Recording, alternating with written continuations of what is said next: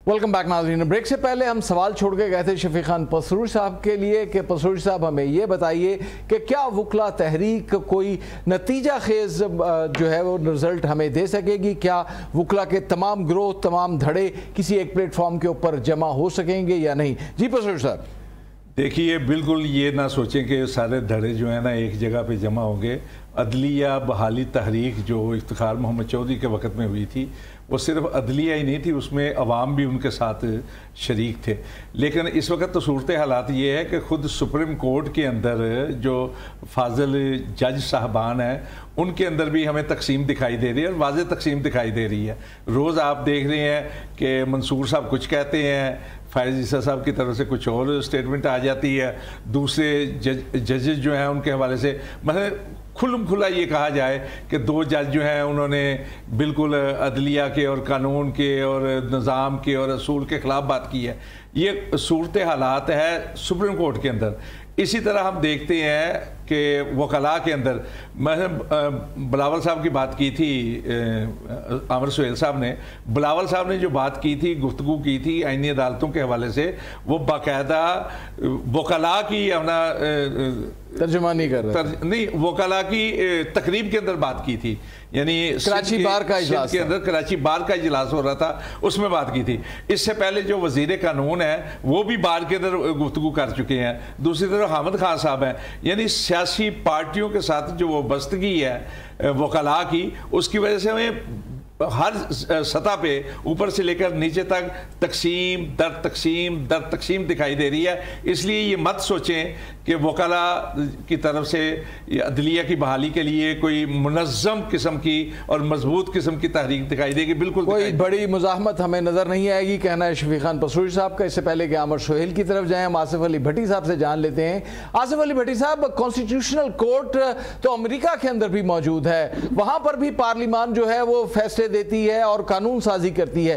क्या वहां पर भी इसी तरह अफरा तफरी होती है? क्या इसी तरह अदालतें जो है वो पार्लियामान के फैसलों को रिजेक्ट करती हैं? राय साहब, मैं इस बात से इत्तेफाक नहीं करता। पाकिस्तान जो जिसका एक कॉन्स्टिट्यूशन मौजूद है, आपको पता है कि अमेरिका में आइन मौजूद नहीं है।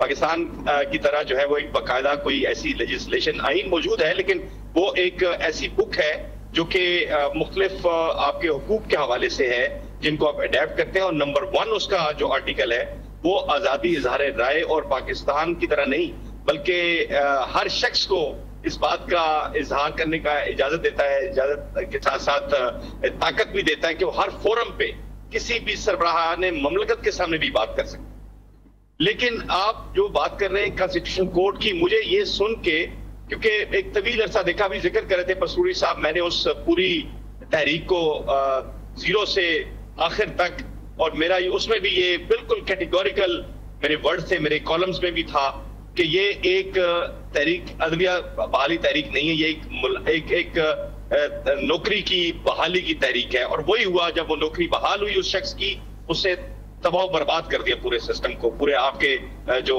लेजिस्लेटिव इदारे हैं, आपके जो कानून साज इदारे हैं, आपकी जो सुप्रीम कोर्ट है यानी कि सुप्रीम अदलिया है, जहां तक ये कॉन्स्टिट्यूशन कोर्ट का मामला है, पाकिस्तान का डायकॉटमी ऑफ पावर बिल्कुल क्लियर है। वहां पे तीनों इंस्टीट्यूशंस जिसमें पाकिस्तान का जो सबसे बड़ा घर है, जमहूरियत का घर है, वो पार्लियामान है।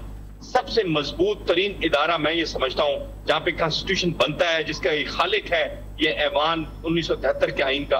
उसके अंदर बड़ा क्लियरली लिखा हुआ है कि 2 इदारे पाकिस्तान के इस इदारे को, सबसे बड़े इदारे को सपोर्ट करेंगे, निजाम को चलाने के लिए सपोर्ट करेंगे। देखें, एक रियासत होती है और एक हुकूमत होती है। रियासत माँ जैसी होती है और रियासत के अंदर जितने लोग होते हैं, 22 करोड़ अवाम हो या इदारे हों, तमाम पाकिस्तान की रियासत के साथ लॉयल होते हैं। तो हुकूमत के साथ लॉयल्टी उनकी जरूरी नहीं है, लेकिन हुकूमत को चलाने के लिए एग्जीक्यूटिव्स और अदलिया दोनों अपना किरदार अदा करते हैं। मैं इसलिए थोड़ी पढ़ी लिखी बात कर रहा हूं। आपका प्रोग्राम सुन के मुझे बड़ी एक जानदार फील आई है कि लोग सुनना चाहते हैं कि एक्चुअल रीजंस क्या है इसके। रीजंस ये है कि हम लोग अपनी पावर चाहते हैं, हम ताकत चाहते हैं। पार्लियामान की ताकत कोई नहीं चाहता, और उसकी रीजन ये कि सियासतदान खुद नहीं चाहते वो ताकत पाकिस्तान के अवाम के लिए, पाकिस्तान के عوام کے ضروریات کے لیے خرچ کر سکیں اس طاقت کو، بلکہ اپنے آپ کو مضبوط بنانے کے لیے وہ اس چکر میں پڑ جاتے ہیں اور اپنی تجویریاں آپ کے سامنے ہیں سارے کیسز. نیب کیوں بنا؟ یہ اگر آپ کانسٹیٹیوشن کورٹ کی بات کریں، اس معاہدے کی 2006 میں جو چارٹر آف ڈیموکریسی ہوتا ہمارے سامنے، اس کے اندر تو یہ بھی تھا کہ آپ نے نیب کو ختم کرنا ہے یہ، اور ایک ٹروتھ اینڈ ریکنسیلیشن آپ کو کمیشن بنانا ہے. 18ویں آئینی ترمیم جب آئی تھی تو آپ نے اس وقت یہ کانسٹیٹیوشن کورٹ کیوں نہیں قائم کی؟ ہم سب لوگوں کے وٹنس ہیں. جرنلسٹ کا کام ہے کہ وہ سچ بات اور حق بات کہے، جیسے آپ نے شروع میں کہا.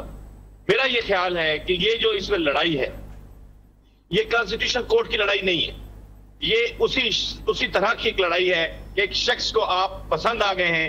آج ایک صاحب نے، ہمارے سینئر ہیں ظاہر ہے عرفان صدیقی صاحب، انہوں نے کہا کہ تمہیں پسند آ گیا تھا پہلے فیض، اور تم کیوں منصور کو فیض بنانا چاہتے ہو؟ یار آپ بھی تو اس کو فیض، چلے فیض نہ صحیح تو آپ اس کو کچھ اور بنانا چاہتے ہیں، اس کو آپ رکھنا چاہتے ہیں اگلے 3 سال کے لیے. تو جو کچھ آپ کر رہے ہیں تو کیا وہ لوگ نہیں دیکھ رہے؟ وہ چیزیں نہیں نظر آ رہی لوگوں کو کہ آپ کیا کر رہے ہیں؟ تو آپ نے اپنی کانسٹیٹیوشنل جو امینڈمنٹ تھی 56 نکاتی، آپ اس کو کیوں نہیں اپروو کروا سکے؟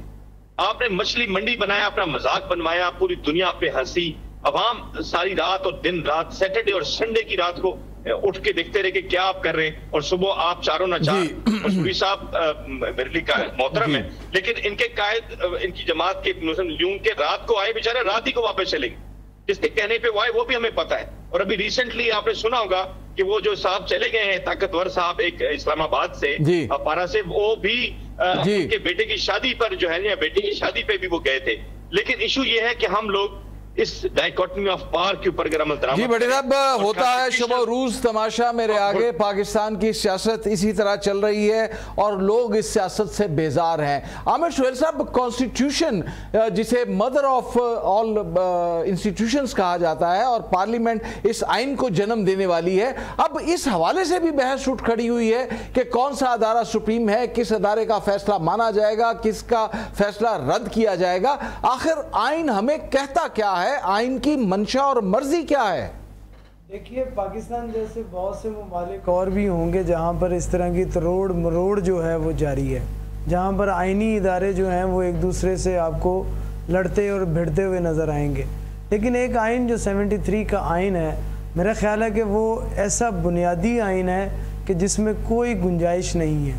ہوتا تو یہ ہے کہ جو بنیادی آئین کی روح ہوتی ہے وہ وہی ہوتی ہے، حالات و واقعات سے متناسب کر کے اس کو جو ہے سیٹل کیا جاتا ہے تاکہ زندہ رہا جائے. انسانی حقوق کے بہت سے ایسے پہلو ہیں جو ہمیں پہلے 20 سال نہیں نظر آ رہے تھے لیکن اب نظر آتے ہیں. تو میرا خیال ہے کہ جو یہ ارتقا ہے جی، یہ ارتقا ہے. جیسے جیسے انسان ارتقائی مراحل سے گزرتا ہے اسی طرح آپ کے قوانین بھی ارتقائی مراحل سے گزرتے ہیں. اب آپ کے یہاں پر پہلے دیکھیں سچویشن کچھ اور ہوا کرتی تھی، اب اس طرح کی یہ جو آپس میں آئینی اداروں کی لڑائی ہے، میرا خیال ہے کہ اس کو مزید بڑھتا ہوا میں دیکھ رہا ہوں. اس کی بنیادی وجہ ہے کہ مٹھی تو کھل چکی ہے. اب مٹھی کھلی ہے تو اب اس کے احتسابی جکڑ میں سب نے آنا ہے. تو ابھی مرحلہ وار کام شروع ہوا ہے. پہلے ہم نے پارلیمنٹ کو بدنام کیا، سیاستدانوں کو بدنام کیا، پھر ہمیں ججز کی باری آئی. افتخار چوہدری صاحب کا جو کردار ہے وہ ہماری یہاں کی جو سیاسی تاریخ ہے وہ بڑا تاریخ سا باب نظر آتا ہے کہ اتنے معتبر ادارے کو جو ہے وہ سب نے سپورٹ کیا. اور بھٹی صاحب نے ٹھیک کہا کہ وہاں پر لوگوں کے ساتھ بہت لوگ جڑ گئے تھے. تو میرا جو موقف تھا وہ بھی اسی طرح ہی کا تھا کہ اگر یہ والی موومنٹ شروع ہوتی ہے تو لوگ تو بھرے ہوئے ہیں، بجلی کے بلوں سے تنگ ہیں، مہنگائی سے تنگ ہیں، اور بنیادی طور پہ اگر دیکھا جائے تو یہ بڑے فیوریبل حالات ہوتے ہیں کسی بھی تحریک کو جنم لینے کے لیے. اور اگر اس موقع پہ وہاں پر قیادت موجود نہیں ہوتی تو پھر شتر بے مہار وہ چیزیں جو ہیں وہ ہاتھ سے نکل جاتی ہیں. تو میرا خیال ہے کہ ہمارے بہت سے ادارے جو بہت معتبر ہیں وہ اس چیز پہ نظر رکھے ہوئے ہیں.